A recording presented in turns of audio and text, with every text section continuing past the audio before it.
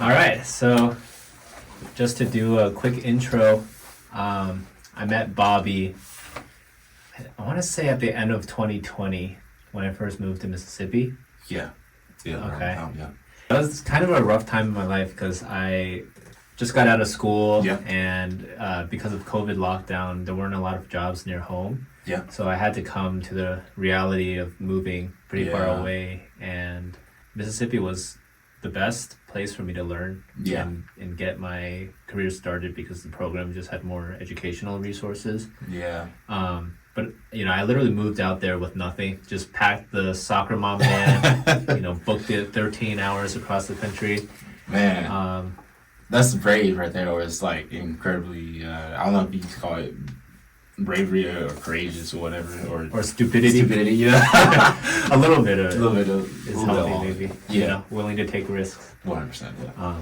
But yeah, like looking back, it was uncomfortable, but it really helped me grow. One of the first things I felt being that far from home was like, I need some friends. I need but I need like good friends. Yeah. And when I saw you, you were like, I remember my first impression. Yeah. You were like, like a really fit looking guy, and you still are, like super fit, positive. Yeah. Like I try to be positive. Yeah, positive, like good energy. So, and we were neighbors back then. So, I figured it would be cool to like, get to meet you and, get to hang out from time to time. So I'm glad that we got connected. Yeah. 2020.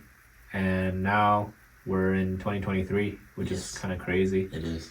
End of 2020 and then the start of 2023. So it's been about like 2 years since then. Because I remember I was working in the pharmacy as a technician. Yeah. When I first met you and things like that. Yeah. I think I saw you with your scrubs on or something like that. Mm-hmm. Yeah. So that was, man. Yeah. It's kind of crazy how time flies like that. Yeah. How was like your financial situation, like leaving from home, driving 13 hours, and you packed everything up and put it in the van and just moving to Mississippi out of all places? Like people come to Mississippi, I'm like, you really chose Mississippi, really? Like all the other states, you chose Mississippi, but I found like Mississippi is not that different from other states, or other states are not that different from Mississippi in terms of like the rural areas and things like that. Yeah, I would say like, I'm lucky that in my field, it pays pretty well. So finances weren't the biggest issue. I think my biggest issue with Mississippi was just being socially isolated, not really having the social network, support network around. And, the move itself was, I want to say like pretty smooth. The soccer mom van fit most of my essentials, and I'm kind of a minimalist to begin with. So, it was pretty smooth moving in, and not like financially draining too much. Besides gas, gas wasn't too expensive back then either. So, I think financially it wasn't too bad. The main thing was, it got kind of expensive, like eating out. Because, I didn't have a kitchen, so. We were in like tiny matchbox apartments, like 500 square feet. It didn't have a door to the bedroom. It was like a quote unquote studio apartment. Yeah. So like, it was a lot of roaches in there. Yeah. Man. Didn't love that. Yeah. They would come from the vents and they'll come down. They'll just be like all over. I remember one time it was like just one on the wall, just like I was sleeping and it was just like one right there on the wall. I was like, what? Yeah, dude. And then they scurry so quickly. Yeah. It just gives me like the hairs on the back of my neck to stand up, like seeing them move that fast. Yes. Yeah. It was humble beginnings. Humble, very humble and things like that. To drive 13 hours to come there on your own. Yeah. Like, wow, that took a lot of guts and things like that. Like, I mean, you had a good job lined up and things like that, and that's pretty incredible. Like, to do that, and you made the choice to do that, and like no one told you, you do that or anything like that. Yeah. Like, that's pretty admirable. So. Yeah, I think my mindset was that I was unemployed for a while, so I was just very like agitated, like impatient. I had all this like youthful energy. Yeah, bro, I feel the same way. But I wanted to do something like tangible with it, right? And I was just impatient to get my experiences going. Like I just wanted, things weren't going to be perfect. I was still new to the field. Like I had a lot to learn, but I just wanted to get started learning. Yeah. And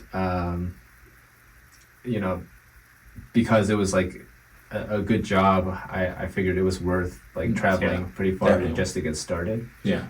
That whole concept of doing something tangible, or like something that really makes use of your youthful energy. Yeah. We were just talking earlier about how like we want to create media. Yeah.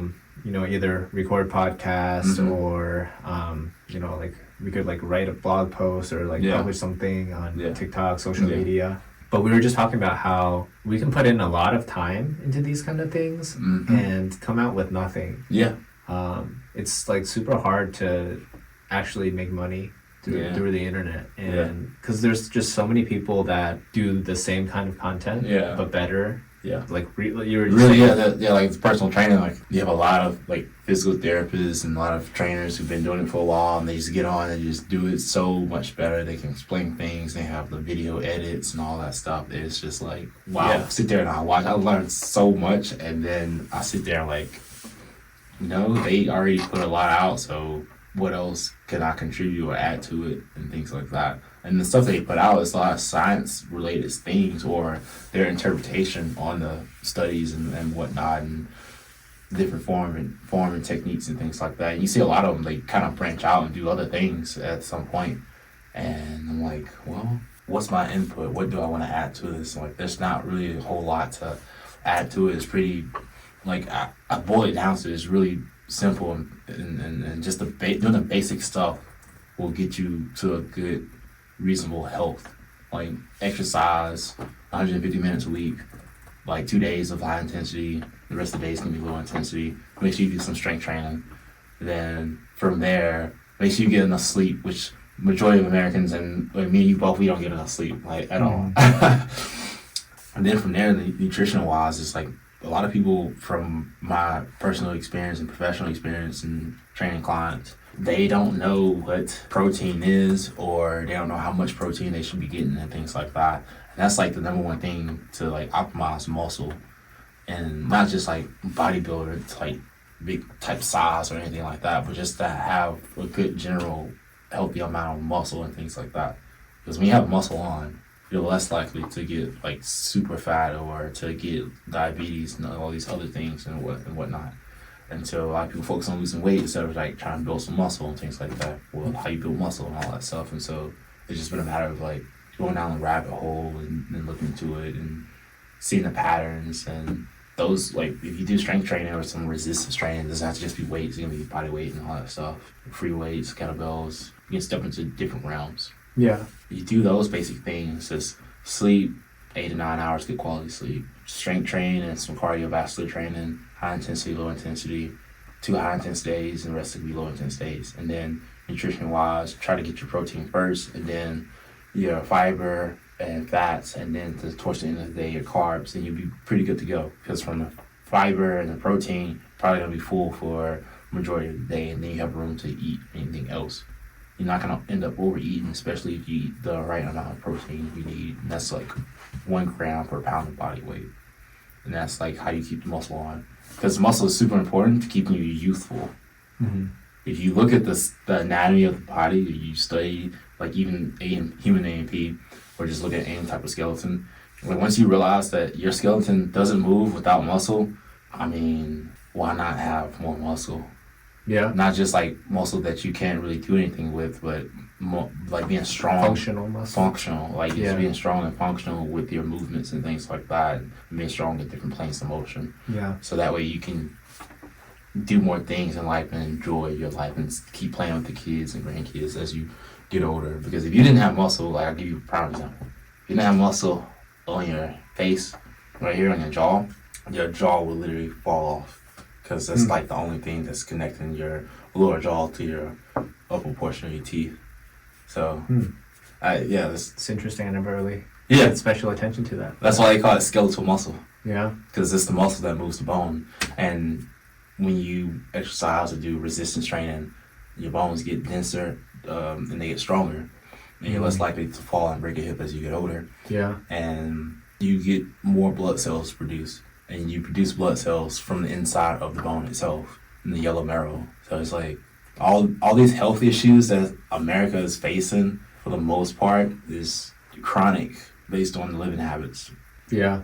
You change some of the basics: food, sleep, exercise. How you set your life up. It may be difficult to get enough sleep. It may be difficult to always exercise each day.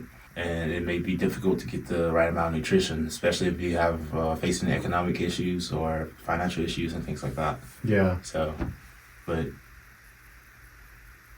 the better your health is, and the more fit you are, the more you can put your focus into doing things that you enjoy, and you can do things a lot better. Yeah. But like, if you aren't getting that sleep, your emotional stability kind of goes all over the place. Mm-hmm. It's hard to focus. It's hard to be like, have that discipline to like put the Oreos down and eat some meat over here or some protein from yogurt or something like that. Right. Yeah. Like, it all kind of plays into each other. And those are things like I would like definitely try to preach. It's just the basics. Just preach the basics or live the basics really more so, and try to learn to. If I just focus on helping people like me or people who are in my similar situation, granted I can help probably anyone, but I think it's easier as I get to know myself more and think about the issues and problems I had with my health and fitness, and I solve those problems. I can get a following or people who are similar to me and put solutions in front of them that I was looking for years ago and things like that. Yeah. And so maybe my unique take or my nuance or my input to this whole thing would be, hey, you can do it like this and like that, and I shortcut it for them. Or like reading a book. You read a book and you learn from other people's mistakes, so you don't necessarily have to go and make that same mistake again.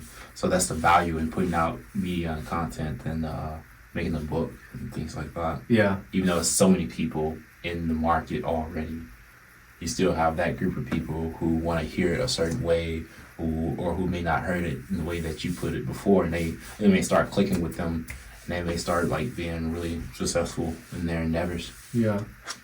One of the things I think is really unique about you and your story is, you were telling me last night, like, you know, you've been dealing with some like hardships at work, and you know, like a lot of like professionals in like high paying industries that I've met, you know, they tell me that they run into people playing like political power games, or you know, these office politics, or you know, people acting rude, people you know, trying to take shortcuts, or like, you know, play the system, you know, and it just like messes with their it feels like they're doing success. Everything besides moving the ball forward with their business. And like, you know, before when I heard of those stories, like I couldn't help but feel like really drained from my friends. You know, I'm just like, this world is just like, it's so messed up. Like people misbehave, you know, and we have to work with these people. Yeah. And it's very frustrating because, you know, a lot of us, we just want to go to our jobs. We want to do a good job. Yeah. You know, we're paid to deliver a service, so we do a good job at that, and then we can just go home. Like we can, you know, like that's what fundamentally a job is. But then you go there, and then there's all these extra things, and then it adds like all these, you know, worries that you weren't expecting, and then now you go home, you're tired, you know, you're more drained than you thought you would have been, and like, you know, my friends in these competitive jobs, it's like they have the salary, but now they don't have the energy to do like a lot of the stuff that they wanted to do originally, you know? Like we come out of school, we're like, oh, we're so excited, like we got through all this schooling, we can finally start making money, we can finally start like traveling and exploring all these interests that we have. And it's like, when you get to the working world, it isn't necessarily that way, because there's all these extra things that happen that drain your energy. And but then you also have to deal with them just to like get to work the next day and then Yeah. try to succeed the next day. Right. So like I think you really hit the point when you were saying, you know, these like the financial hardships, they really get in the way of like the fitness journey that would have been so simple, you know, to like stick to otherwise. Yeah. You know, when I was a kid, I always looked at like the dad bods in like pop culture, like Homer Simpson. Yeah. And I was like, dude, I don't want to grow up and look like Homer Simpson. Right. You know, like I want to grow up and look like Goku. You know. Well, yeah. And I was like always so scared. That's the real of dad like, bod. Goku is. What was that? The Goku's the real dad bod. Oh yeah, that's right. Yeah. Yeah, and like, you know, I was always so terrified of just like growing up and like, you know, losing my fitness and like losing my aesthetics, that kind of a thing. But honestly, like the struggles that we go through, it like after working a while, you can really see how like people, you know, it's just like people have to prioritize, you know, like paying the bills, like taking care of their families, taking care of themselves, basic needs, man. Yeah, and like sometimes like the gym doesn't feel like it's a priority. Right.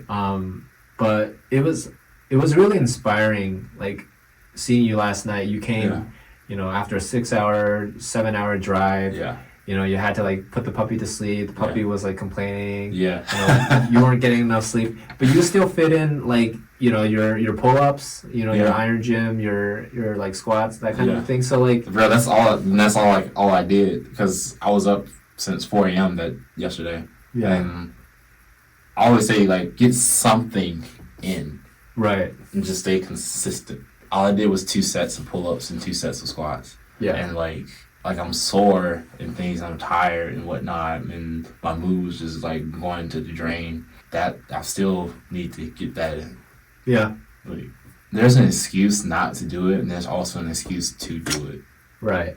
And so, and like I was saying a moment ago, it's only 2 days where you really need to like put in a high intensity. The rest of the days can be like low intensity. So you don't really need to do a whole lot to maintain your health or to improve your health. It's just a matter of being consistent. Right. And like you said, you don't necessarily need to go to the gym or having that hassle of trying to like get to the gym after you come home from work. And we were talking about this earlier, like the drive from work sometimes can be just as long as going to work.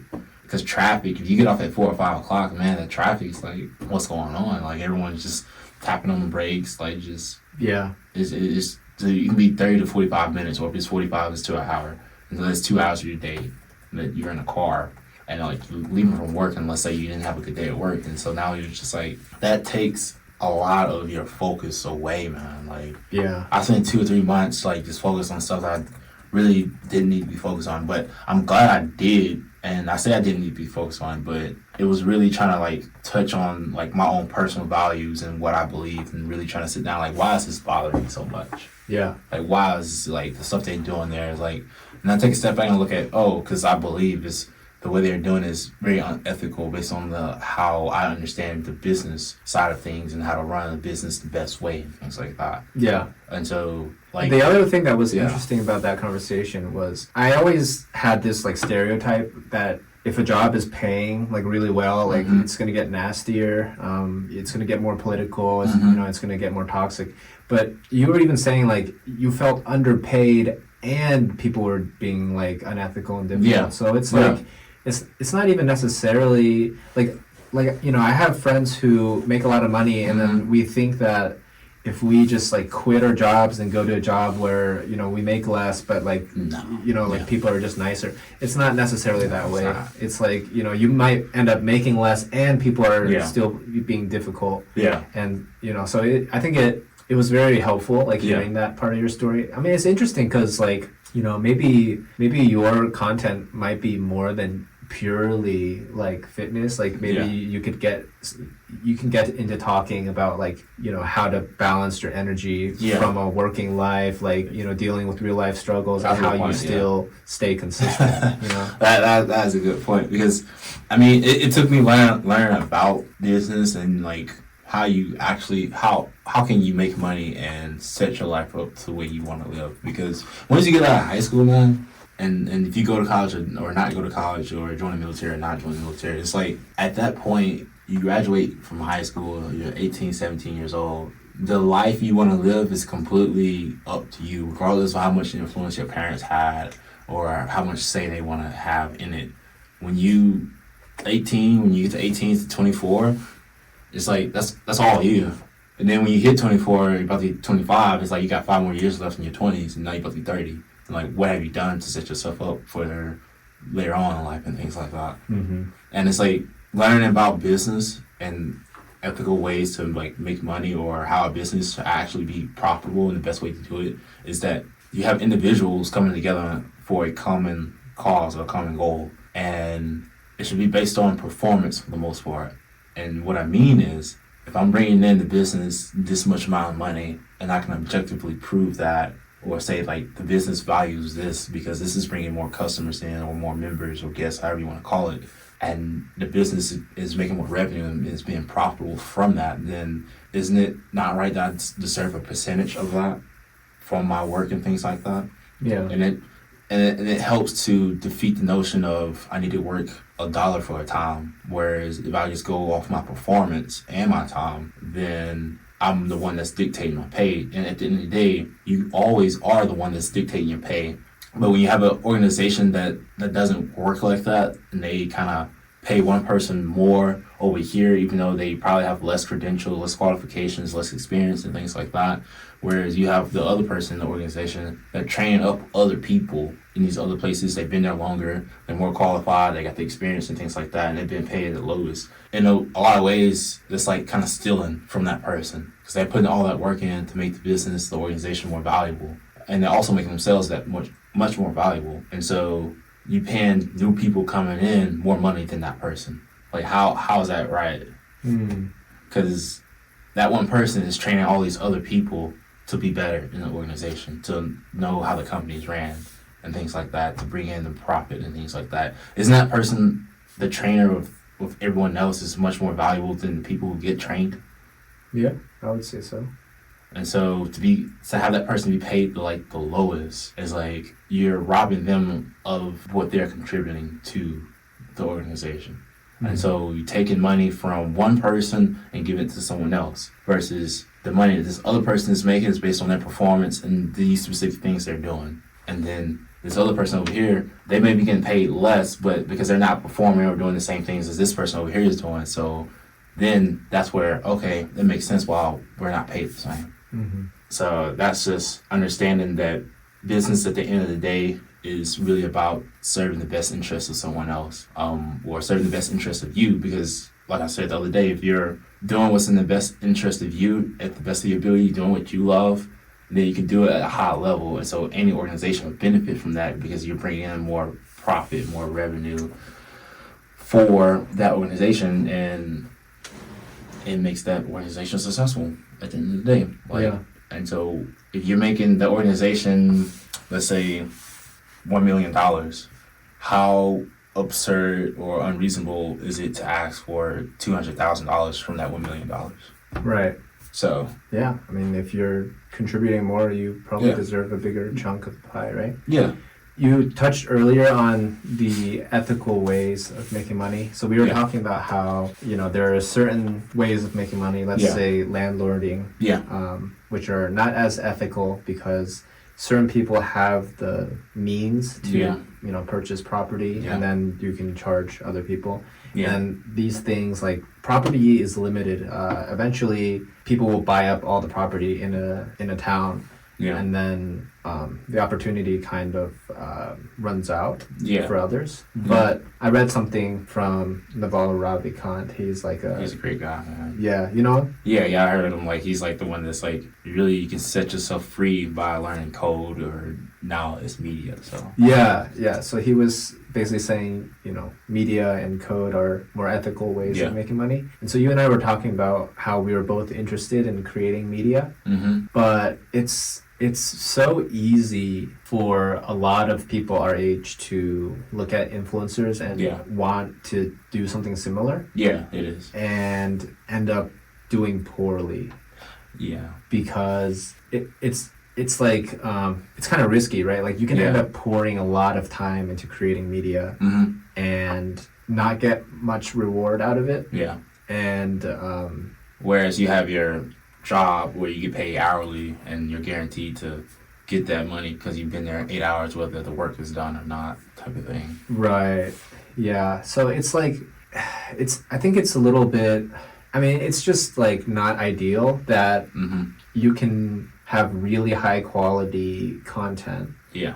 And not be rewarded and pour like 8 hours into it. Yeah. And then you could, work at a job where you're just there, like, but they reward you better, and you got your, you can pay off your bills, and you get some benefits. So safe.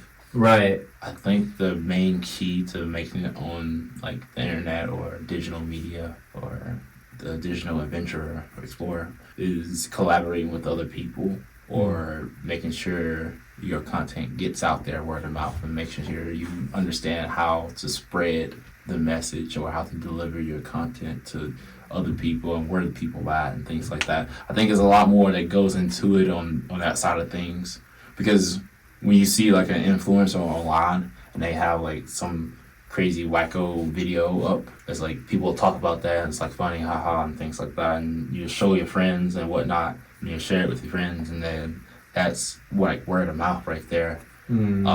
Whereas you have this one person, they put out like a fantastic scientific video and things like that. However, they don't do like the SEO or search engine optimization to like put it up there to where more people can find it and things like that, or more people within their niche or audience would be interested in watching it.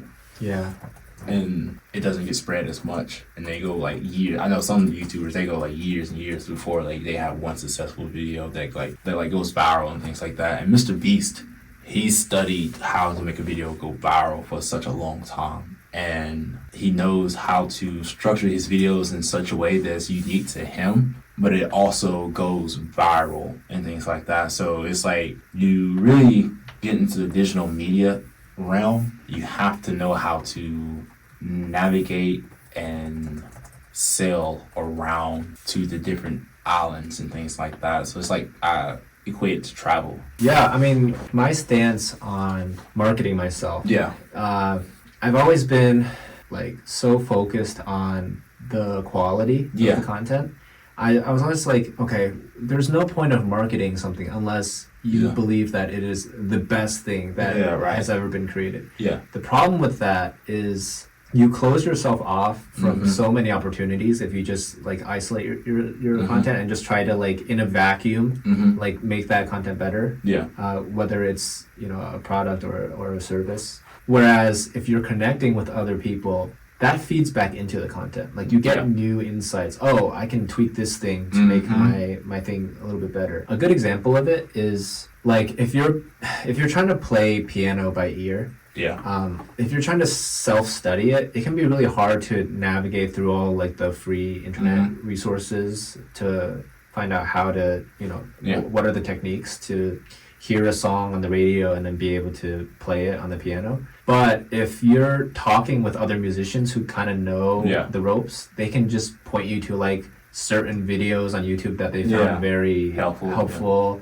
And so you instead of spending like a year just like getting the quality of the video better and things like that. No, like instead of spending a year getting like the superficial techniques of playing piano down, you could spend like a month or two and get real deep, like just like very efficiently get like the major points of how to play it. So then in like a month or two you can start getting a song that you hear like played on the piano. Yeah. But you couldn't have done that if you just close yourself off from other people and you just try to figure it out through your own Google searches or whatever. So that's one example of just how this like spreading of word of mouth and connecting with other people can help you like succeed a bit more. And so in a way you're kind of marketing yourself. Right? You're saying like, hey, I'm an aspiring musician, and I'm like seeking resources, but also like I want to be able to provide like good music for other people to enjoy, whatever.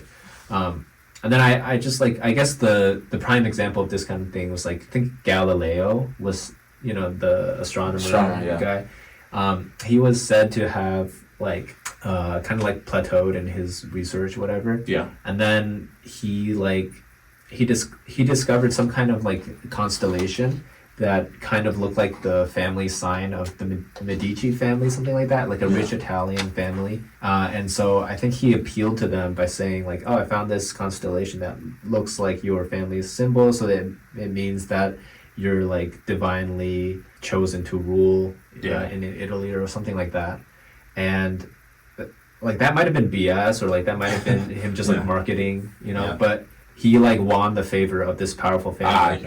And then I think they like supported his research, and as a result he grew in like solid scientific research, but he grew from with their support faster in like let's say like a year than he did in like the past 3 years, something like that. So like at that point, can you argue that when he was like BSing or like marketing, he like neglected focusing quality? No, because he used the opportunity to gain even more in quality, right? So like that was a difficult thing for me to understand, because I always found it so important to be very noble, right? Like I can't like BS at any point. Like I have to be like extremely authentic and like just focus on like high quality. But the thing is, sometimes like you kind of just have to like win people's favor and connect. And I mean, in his case, in Galileo's case, I don't think that he really hurt anyone by making up this connection of like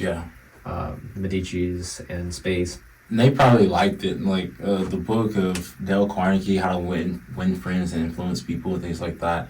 In a lot of ways, you find what that person likes or what may benefit that person. And in the case of the Medici family, like obviously, like someone saying that they're gonna rule or have more power and more say so over this particular land and things like that. That's very beneficial. And so if you can use your skills or the services or resources to help other people out, while stacking and building your own skills and getting your own thing out there, like that in a lot of ways, like you said, is self-marketing and things like that. And so that's a good point, because maybe I need to like start like reaching out to more people and like try to help them out.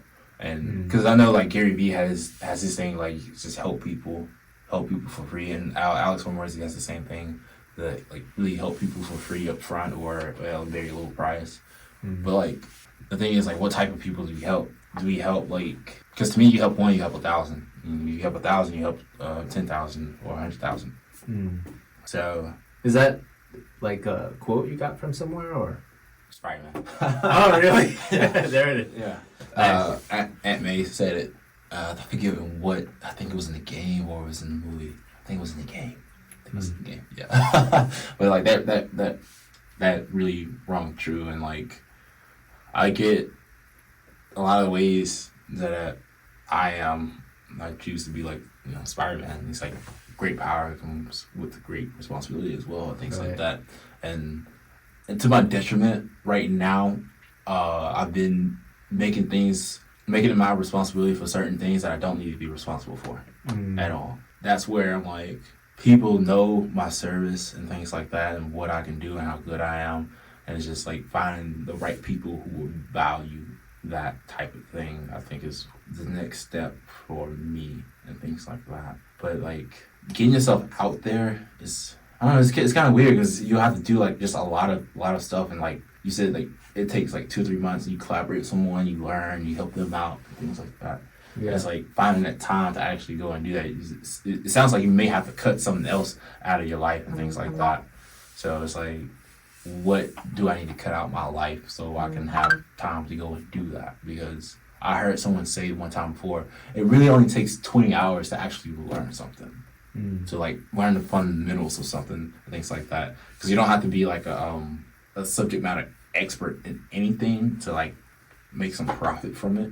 You just need to understand the fundamentals, and you just start skill stacking, and then from there you all of a sudden become an expert in that one thing. But you also need to be like, if you're doing a digital media thing, you need to be like a not broad expert, but you need to know broadly of how to do multiple different things. This is all you doing a thing, because you're a one person business at the end of the day. So you need to know how to like get yourself out there, upload the videos, or understand how to find a good editor or find someone who's good at production and things like that. Yeah. That's like up money costs. That is like front end costs versus back end costs. So up front, we probably don't have like a lot of funds to allocate towards that. So it's all you doing everything.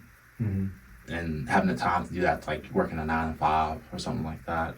And again, you got to drive to work in the morning, then you got to drive from work. It's almost like you probably may have to sacrifice somewhere a little bit on probably your sleep or probably nutrition or probably your exercise. But I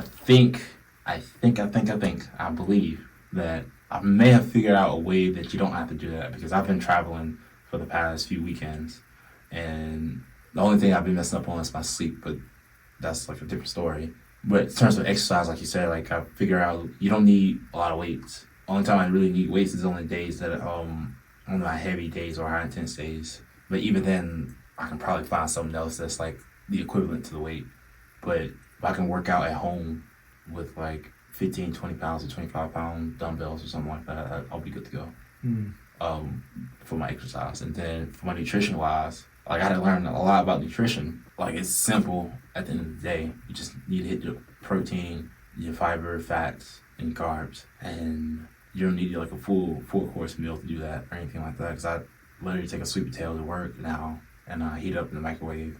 Or when I'm traveling, I like meal prep for the road trip versus stopping at gas stations now to buy a bunch of other stuff from the gas station. Granted, within the gas station, I know what things to buy so I can hit my nutritional needs, but that's still extra money coming out of my pocket versus going to the grocery store, getting like a bag of sweet potatoes for like $5 or something like that, and then getting some thin cut steak from like Target or something like that, and that's like $10 per pound or something like that. Then heating that up, throwing some Slappy Mama seasoning on it, and then having that as a to-go meal, and then I pour some honey on top of the sweet potatoes, and I got some extra carbs right there and some sweetness right there. And I throw in some yogurt for fun and for some extra carbs.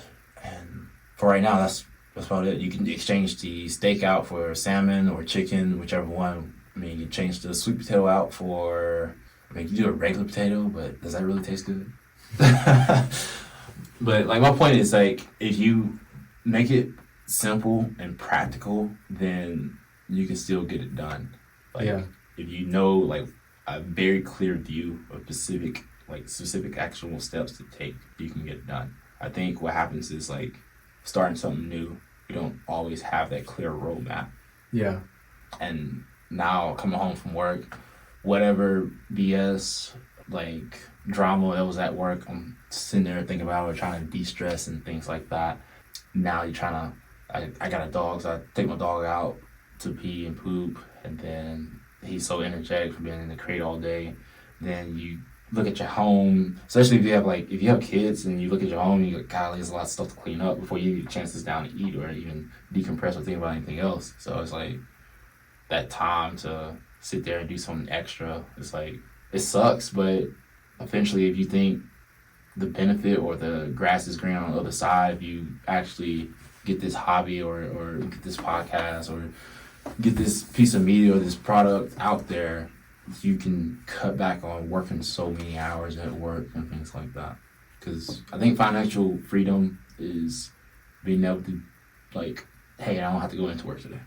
I don't necessarily have to think about, if I'm going to work, I'm not going to make any money. If I don't make any money that day, then I'm going to feed myself, I'm going to feed my dog, I'm going to feed my kids, and I'm going to feed my girl, my wife, and all this other stuff. It's like, I'm going to pay for rent and all this stuff. So that's where, if you just take time to build that media, I think in the long run, it'll pay off tremendously more.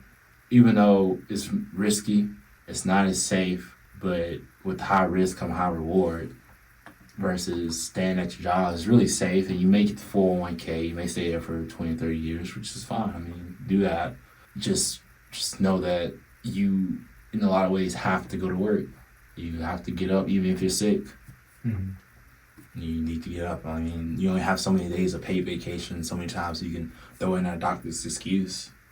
I mean, so, and we were talking about this earlier, like, sometimes in the pandemic kind of showed this, like, you go to work, you can be really good at your job, and you can finish your work within the first 2 or 3 hours of being at work, and what are you doing the next 4 or 3 hours?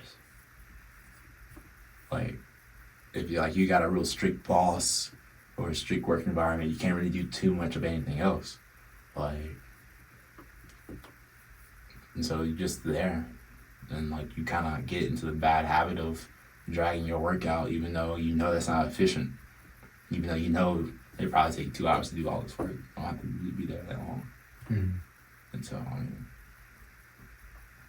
yeah, that's where I say you want to have like performance-based type of work environment, which is in a lot of ways harder because you got to be more skilled to do that. And so having a mix of both, I think, is really good. So me personally, I run a business like with engineering or something like that, and we're making like $4 million, $5 million in profit each year, and I have like 3 or 4 staff.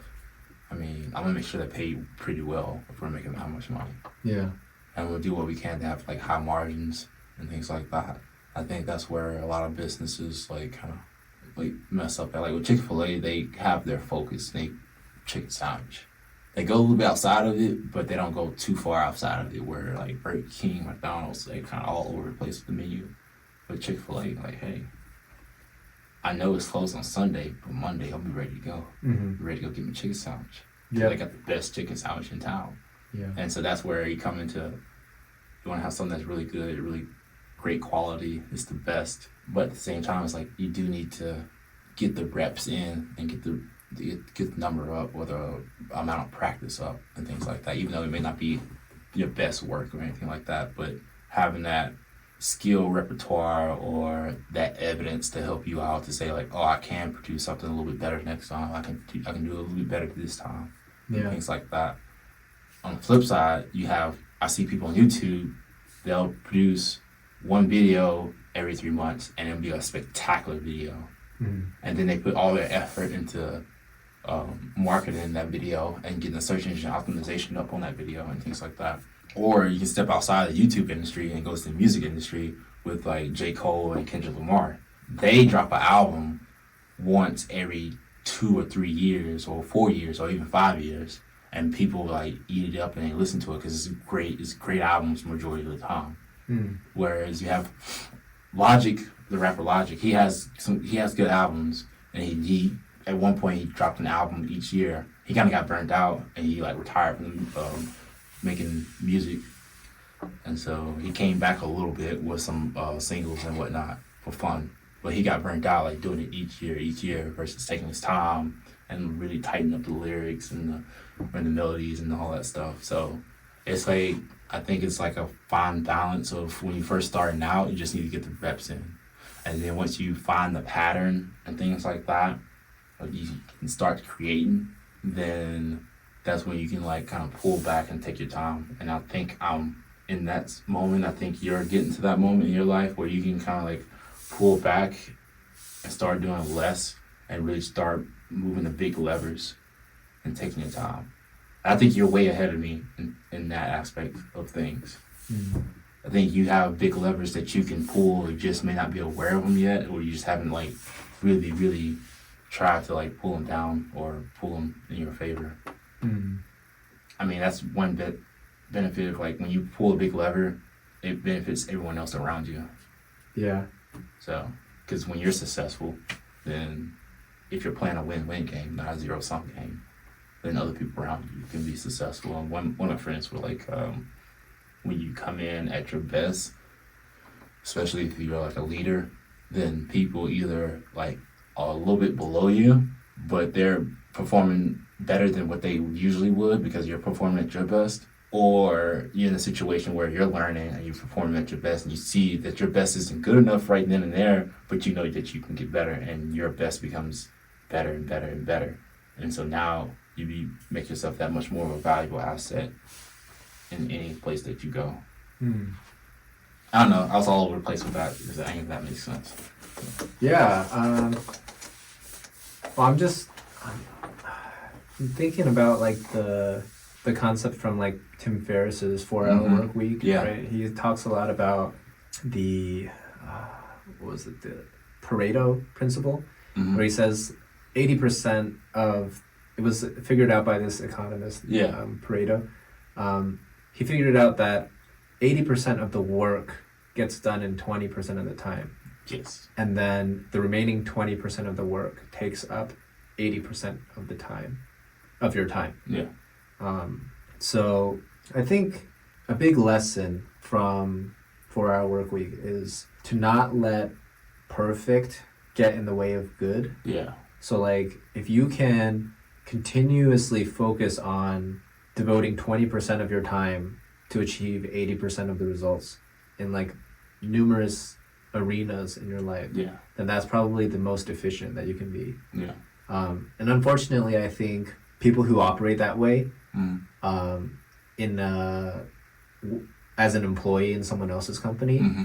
like sometimes your supervisors can see you and you're like chilling because you spent 20% of your time getting 80% of the work done, Yeah. and it looks bad, and then and then then maybe the supervisors will like want more of you, Right. which is I think it's not great, because if you're focusing on just the work itself, right? Yeah. Like if you can get high quality work done in a shorter amount of time, like you don't need to be spending other time, especially if your salary, like you don't need to be spending other time like doing fake work or something. Yeah. That's what they found with like COVID, a lot of people just doing busy work. Yeah. And I think that might be one of the appeals of creating like media or something like that, is because people are only going to be drawn to your content if it's good. Right. So there's like this honesty aspect to it. Yeah. Like truly valuable content will stay around for a long time. But there's a problem with creating media, which is it's risky. Yes. Like we were talking about earlier. Yeah. You can invest a lot of time and get very little payoff as a result. Maybe your health insurance or your bills aren't cared for as well. Right. Versus when you're an employee, you just focus on getting, people tell you what to do, you do it, and then, paying your bills and like the benefits. That's all. Yeah. Other people are thinking about that for you. Yeah. So in that sense, it's easier. Yeah. And that's why I'm like, I'm good to go in active duty military. Yeah. Because after experience and working where I worked and having low pay comparatively to like everywhere else that I worked at and the other facilities around the area, and then eventually bad treatment in the military, you get good pay and all your needs are taken care of. And you occasionally get bad treatment depending on what unit you're in or what area you're in and things like that. But your basic needs are taken care of. So that's like, you don't even have to, you can deal with the bad treatment. But when you have a low pay and bad treatment, like what are we doing here? Right, exactly. Like, when I feel like you and I are both kind of on the tipping point for creating media. Like we're both pretty interested in creating media. It's just actually turning a profit from that. Yeah. Right? Maybe one aspect of it is like feeling dirty for turning a profit. I don't know. Do you feel?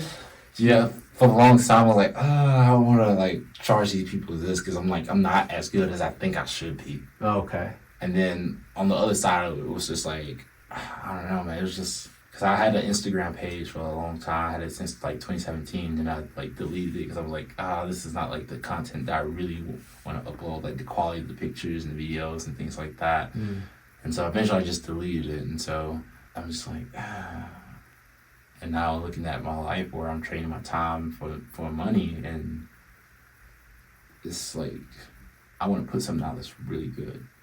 I don't want to, I'm like, I understand certain ways to monetize it, and it's like, do I really want to do it like that? Yeah. A lot of it is just, I'm just scared, to be honest, so. Scared of putting something out that's not like perfect or something like that, or? Basically. Yeah. Basically. Like, yeah. But maybe it's a journey, like maybe it's, like we said earlier, not letting perfection get in the way of good. You can put out good content continuously, and then you'll have haters, you know, saying, oh, like, you know, this content sucks, and then, but because you can be doing this, and you're like, huh, you know, like I take that criticism and right, like maybe shrugging off the toxicity, but if there's like a kernel of gold in there, like, hey, you can improve this way. It's like, maybe I'll listen to that. Maybe I'll tweak it a little bit, and then next time, I'll put out something that this hater doesn't is satisfied with, but then maybe another hater has something else to tweak, and then next time I'll put out something that tweaks that and improves that, you know. So it's like fixing bugs along the way. And another thing that's like was because a lot of times in my head I'm like, dang, if I just because I fight with this ideology or this concept where, you know, you have like the lone genius and or the lone wolf who does it all themselves. And like the Tom Brady's. I'm just like, Tiger Woods. I'm just like, how many of those are there though? You know, like all these other football players got to make livings too. I'm just realizing like, oh, that truly doesn't really exist like that. They always had help somewhere along the way. Someone else probably helped them out and things like that. So they really didn't do everything by themselves. And so I'm like, dang, because I'm like, do I want to just try to do all my own thing? Or do I want to like try to collaborate with someone or team up with someone and we go at it together? Because I'm the type, if I really just cut out a whole lot of other stuff and put my focus on one thing, then I'm like really good at it.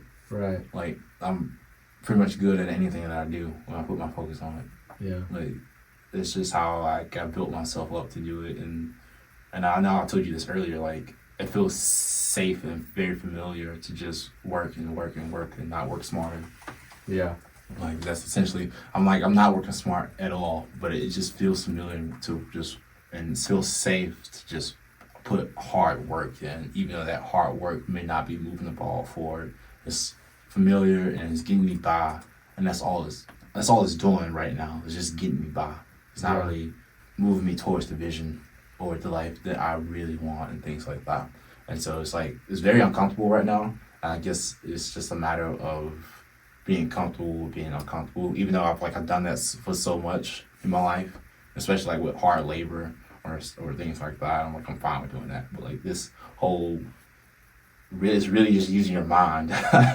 Using your mind and once you put it out there, it's out there and it's working for you. And you don't have to go back and do a whole lot to it. You can move on to the next thing and improve it that way. One thing I noticed is like there's always this gap for me between reading something in a book and actually applying it in life. Like I think it might be, I feel like this like chest tightness kind of feeling. Like you know, it's like I read about like this is a type of difficult person, or like this is a type of difficult behavior, and then these are some options you have to deal with it. And then I encounter it in real life, and then I just get this feeling of like chest tightness, and I'm just like, if I do this and it fails, like it's gonna blow up in my face. I'm gonna like suffer the consequences for like weeks to come. So then I just don't even try to like take care of that issue. So like, you know, like I put in the work to like research options, and then once it comes to action time, I just don't implement. You know, same. You way. too, though, like because like when I look at you and the way that you like interact with the world, like you seem a lot more confident. Like even just now, like when we were walking to the studio, like there was that older couple, right? And then like they kind of just stopped, and like I was just like, you know, like in my mind, I'm just like, oh, you know, they're like doing their own thing. They're trying to enjoy the weekend, so like I don't want to like rub them the wrong way, and so I kind of just like sidestepped them and didn't say anything, didn't even like make eye contact. But then you were like, "Oh, excuse us," and then he was like, "I'm sorry," and they're just like you're just like more like communicative, you know? So for me, what helped me get out of that for the most part, I still do it in other aspects and other areas and things like that. But so far, what's been helping out, and Tony Robbins says this a lot, is I just focus on trying to give and offer people things. Like I focus on trying to give someone something, or trying to, and my girlfriend says she loves this about me. I try to, any situation I go into, I try to like leave it better than what I found it, type of thing. And so I kind of come from this bad way to put it, like a high horse of trying to like give and things like that. I try to be like a good person, and I'm trying to like, and that's been to a detriment because I let people take advantage of that. And now I'm trying to like kind of swing back into the middle of balance and just try to be just a leader, not like a good leader or a bad leader, but just like a leader in terms of like focusing on the things that I want to do in life and things like that. And so like to spread kindness and to give something good and to have positive energy around and things like that. Oh my gosh, my phone. That's been like that's like my focus and things like that. And once you have like a clear vision and like trying to work backwards from that vision, it doesn't make you a nicer person or a more confident person. It just gives you that awareness of like what's worth it, what's valuable to me and things like that. 'Cause I have a good understanding of like what's valuable to me. I don't have a complete understanding. I have a good understanding right now. Yeah. Like I know certain things are valuable to me and how I want to be, how I wake up and how I choose to be. And that helps me. Like last night I was just like my energy was just fucking low and poor, and I was like kind of pouty and things like that. And my dog was just he was not having it last night. He was just up all night. But I just try to decide what type of person I want to be when I wake up or when I interact with the world and things like that. And that's where I like Stoicism kind of plays a part into that, because there's a lot of times where my supervisor's talking to me and I could have just like got up and rage quit right there, and I was just like, let me not do that. Let me really try to like map this thing out of how to make this transition, how to make this move. And like I'm mapping it out, and I was trying to tell my girlfriend like, okay, here's what we're gonna do, here's how we're gonna maneuver and change and things like that and whatnot. And she was just like, focus on the future. It's just like, you got an opportunity right now, just do that right now, and then the rest would be all right and things like that. I was like kind of upset. I was like, I'm just like trying to tell you like what's on my mind, how we gonna move next in the transitions and stuff. But like I go too much into the future, or I think too much there instead of being here sometimes. But when I have my value system, I know what's valuable to me and what's worth it. It helped me to know what type of person I want to be and how I want to be and how I want to come across. And also I know a lot about body language and how to hold myself, and I study social interactions and things like that. And so I just understand how to communicate better. And I was at one point in my life, I was like, I'm not being understood and things like that. And to be understood, you have to understand. And that's where I don't want to harbor any hate in my heart from anyone. And so I do my best to try to like reason or find like the reality of things and like get close as possible to reality, or get in reality, or be reality, things like that.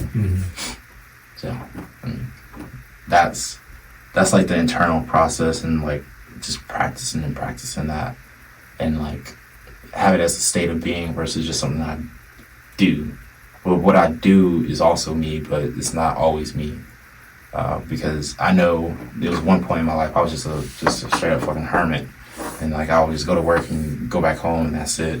I wouldn't interact with the world or anything like that. I didn't want to have anything to do with the world, and all of that was just trauma, heartbreak, and stuff like that, and things I just had to learn how to cope with. Because trauma is when you get hit with a stress that you don't know how to cope with, or it's beyond your stress capacity at that moment. That's what trauma is for the most part. And so like once you learn how to cope, you can learn the truth. And that's why I say when you get close to reality, you're like, oh, okay, then you know how to maneuver the best way for you and things like that. I understand my best interest, and then I can understand your best interest. I can focus on yours, and I can still get mine too. And it's a win-win situation. And I think that try to helps me be confident. So, and that's where I'm like, I didn't want to leave the job in such a dirty or nasty way. Even though in Mississippi, you don't have to give a 2 weeks notice at all. You can just leave the next day. Wow. Yeah, you can leave. You can literally leave the job next day. I didn't want to do that. I didn't necessarily want to be like that, even though to a certain extent, if they do something that's like very egregious, then it's like, okay, and then I'm walking out. Yeah. But I try to like understand people's reasoning and motives and things like that. Like, why would this person throw me under the bus? oh, because it may have been in their best interest to throw me under the bus because they're fighting for this position and things like that, which a position I don't really care about at all, but they care about it so much and they need to have that position so they can feed their family and things like that. Yeah.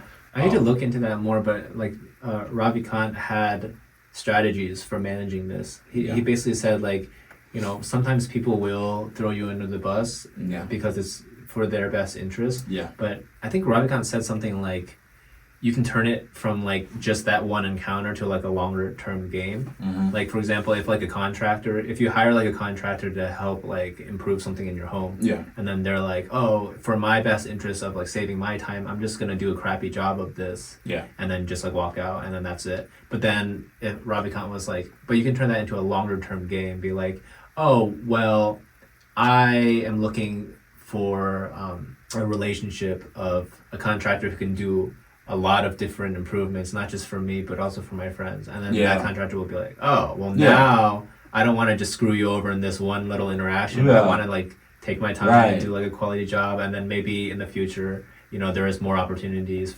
to do work or whatever. So like there's like strategies for managing this. I have to look into it more, but it's really tough when, like you said, it's like traumatic when you see someone, let's say at work, screw you over, and then you can't comprehend it. You don't have the coping mechanisms to deal with it, and you're just like, oh, people are so evil, and I'm just so drained right now, and I'm traumatized. It's not a good feeling to be in, and it's not. I really hope that maybe even like through this podcast or just talking with people, like you and I are able to like arm other people with resources like how to deal with this kind of stuff and like convert these zero-sum game interactions into win-win situations, because that's the best outcome at the end of the day, a win-win situation, because it's like at the end of the day you kind of like robbing that person of their opportunity to, and it's on that person as well to like look into it, but they don't have any incentive or motive to look into it, so they probably would never look into it in the first place. And so I was like having this debate with my mom the other day, and she was like, "You're not supposed to tell people how much you get paid." And I'm just like, "Mom, I'm gonna tell people how much I get paid if I want to or not. I'm gonna do that because, from my experience, like being on the basketball team in high school, it's like you seen how much playing time everyone else got. So there was no like, oh, I can't tell. I'm using playing time as a way to equate how much pay they get and things like that. So you'll be in practice busting your ass and things like that, and you'll be doing probably better than the starters or something like that, or you doing everything. You ask the coach, how can you get more playing time and whatnot, and things like that. And you do those things, and they tell you you're doing a good job, you're doing better, and things like that. And then other people will come from a different school, come in, and they get more playing time than you. And so it's just like, I was trying to explain to her, like, Mom, the reason why I feel comfortable telling people how much I get paid is because I can justify every single dollar of that. I can tell them, like, I have this many years of experience, I have this much education, I bring the organization this much revenue, and I have this many amount of responsibilities and things like that. And so when they ask me how can I get a pay raise, I'm like, okay, you can probably do this and that to put it in your favor to get a pay raise and things like that, to where it's unreasonable for you not to get a pay raise after you have this much evidence presented of the work that you did and how much more value you bring into the organization. When you put it like that, it's just like there's no need for you to be mad at how much money I'm making, because I'm justifying it and showing you exactly what I did and what I did to make that much more money. Then it gets like the heat off of me. And it puts it on the organization. So now it's like that organization, if they don't want to pay the employees accordingly and things like that, then that's on that organization. So that gives that person the choice to either stay in that organization or to leave to go somewhere else where they're more valued. Right. It's really good to make this transparent, because if someone's just leaving because they feel like they're underpaid, like, and there's no transparency, it makes them look bad. Right. But like you said, like sometimes organizations are not rewarding efforts the way that they should. Right. Someone can be putting in so much of their time and, sacrificing personal life and all that, and just not getting rewarded. And then as a result, they get burnt out and they get like bitter, they get bitter. And like, if you look at the military, and I know it's like kind of like different from regular business, but not all that much. you can go online and you can figure out how much the guy next to you is getting paid and things like that. You can it's online. You can go and look at it. You can look at military pay for how many years of service, this service, for what rank in this and that. And so it's like at the end of the day, it's not just about how much you get paid, but it's also about the treatment and the vision or the leadership in place. Yeah. Because I give you a clear vision or a good goal we can all strive for. Sometimes people like, oh, I'm gonna put that to the side. You know, I'm not making that much. I still want to help accomplish this goal. Like I want to help be a part of this greatness. Yeah. Because like the money isn't everything, but it's everything when you need to take care of your basic needs. 100%. Beyond that, it's not really that much of a deal and things like that. Beyond financial independence, and so at a certain point when you're making like a whole bunch of money, you get up there and making like, let's just say $3 million, $4 million, $2 billion or something like that. You're not really just going for the money itself, but you're going for probably the greatness of it, of like achieving this thing or accomplish this thing or helping out this many people and things like that. So it's like money is important. How much you get paid is truly important. But what's also important is the clear vision, the goal, something to strive for, the leadership and things like that.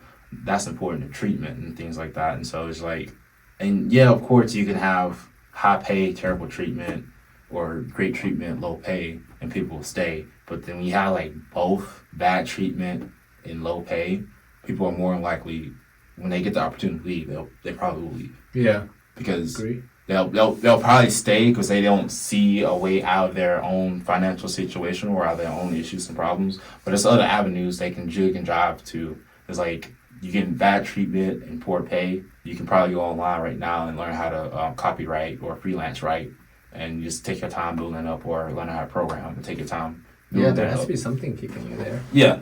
It's so. That's why I didn't just up and quit. I'm like, let me make sure I got my ducks in a row the best that I can. And I get worried and scared because like I'm just really scared, and like security is the thing that's been like ingrained into me. Because I mean, man, now I don't know why I get scared, because I've been broke before twice. So I mean, I bounced back from it.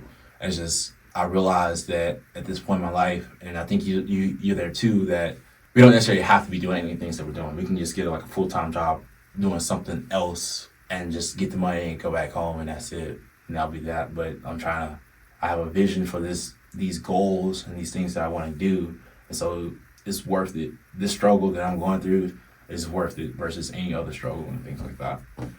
I'm choosing to do a lot of these things, and that's where I have to, that's where I make myself aware of, okay, I'm in this situation because I didn't sign these papers. I didn't sign for this. I didn't do that. As much as this organization was unethical doing what they did, I let them do it to me in a lot of ways. And so I look at that, and I have to take a step back and be responsible and take responsibility for myself and take care of my health and take care of my other things as well.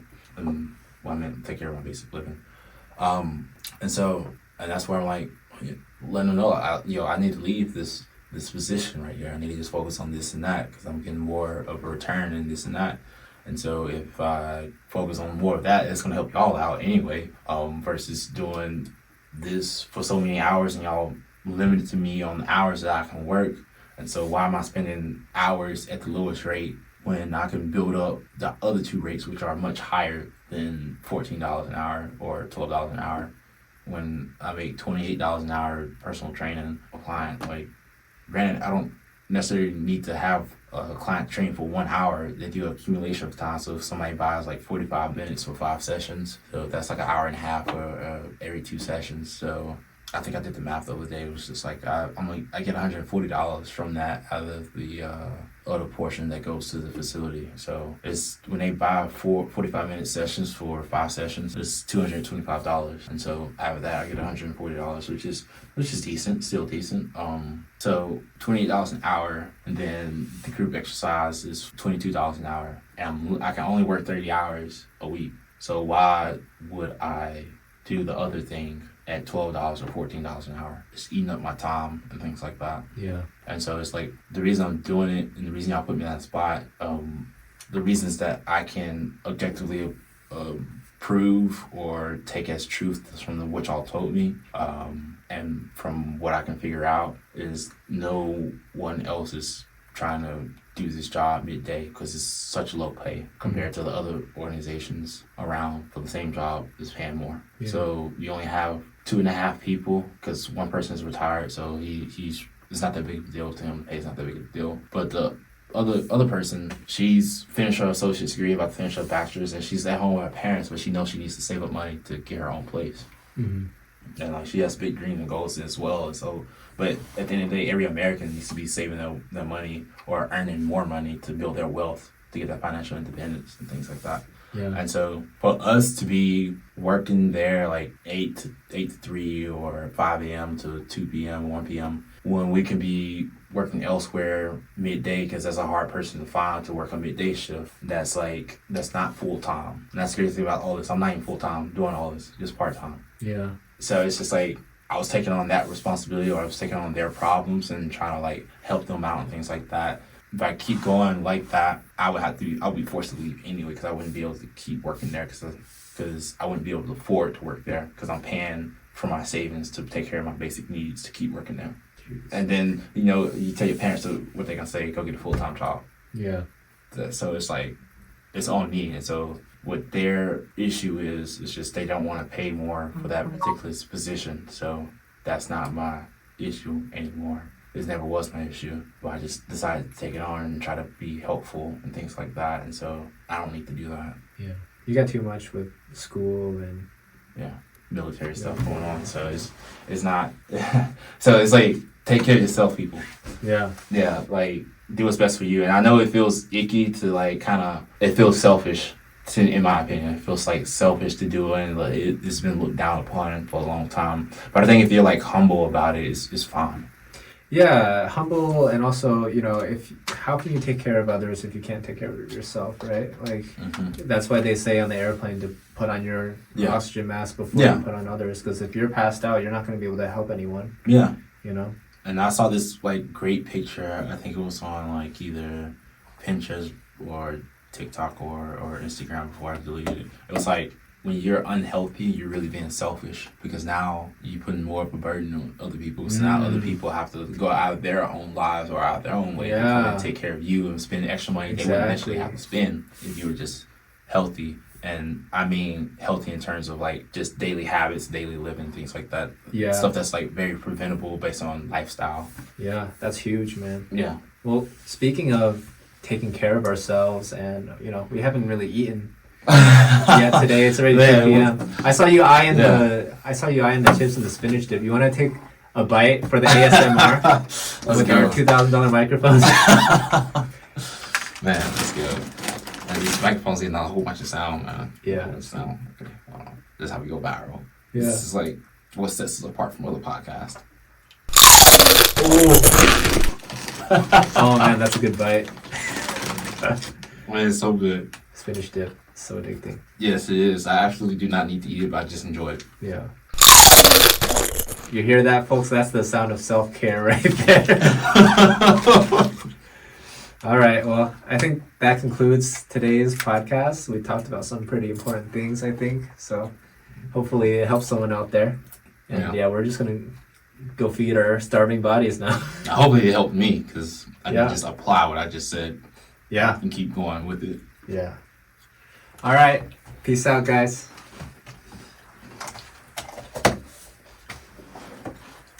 All right.